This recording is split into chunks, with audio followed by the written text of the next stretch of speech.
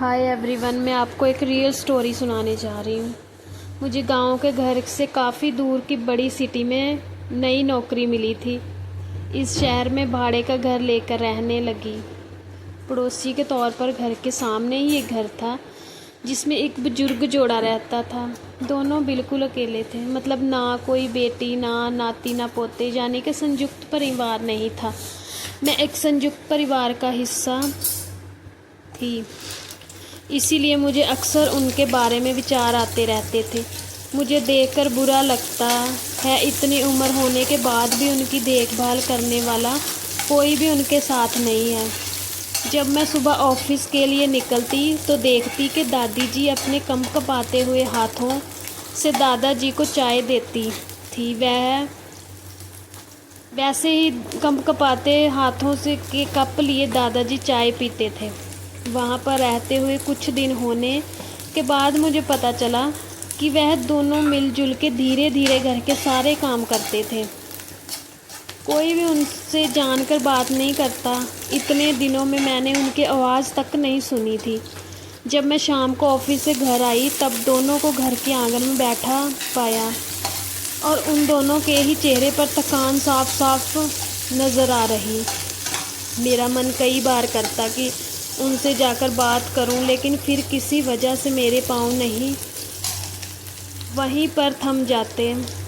मैं जब जब उन्हें देखती मुझे मेरे दादा दादी की बहुत याद आती और मैं घर पर फ़ोन लगा के उनसे बात कर लिया करती।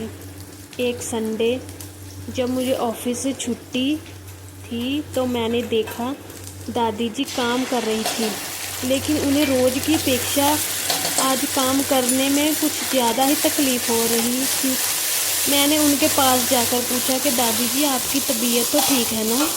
क्या मैं आपकी कोई मदद कर सकती हूँ? उन्होंने प्रतिक्रिया नहीं दी।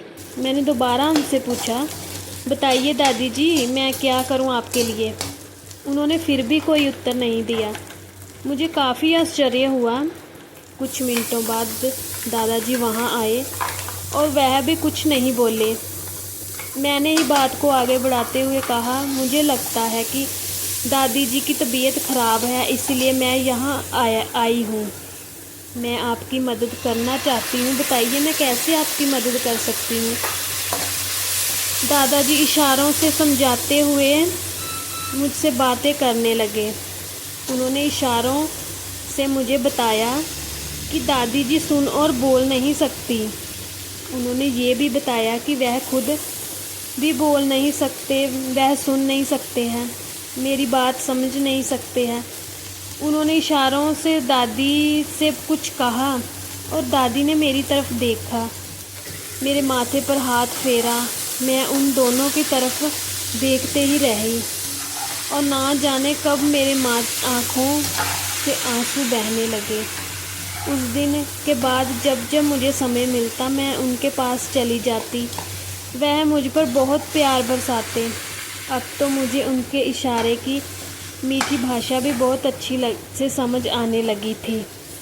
एक दिन मैंने दादाजी से पूछा कि वह अकेले क्यों रहते हैं, क्या उन्हें कोई औलाद नहीं है? दादी जी ने